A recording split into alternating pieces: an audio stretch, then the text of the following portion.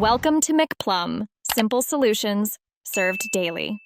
You'll start by making sure your iPhone is configured for Japan and wallet can use NFC.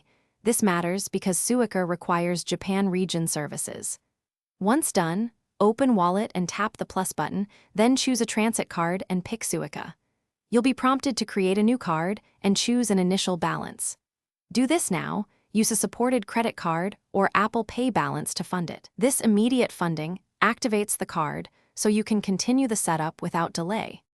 Next, pick how much to add to Suica, use the preset amounts or enter a custom value, and authorize the charge with Face ID or Touch ID. Once the payment completes, Wallet shows the Suica card and visible balance. That confirms activation. If you need a commuter pass, follow the additional prompts to register route and period now, because it links to the same Suica in Wallet. Make sure transactions finalize before you close Wallet, because pending charges block gate use until cleared. Finally, enable Express Transit for Suica so you tap to enter and exit without Face ID.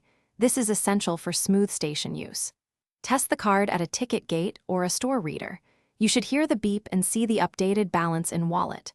If something goes wrong and the card won't add or charge, reboot the phone, confirm region and Apple ID settings, then retry adding Suica. If it still fails, remove and re-add the payment method, or contact Apple/JR East support as a last resort. Thanks for watching. Stay juicy and subscribe.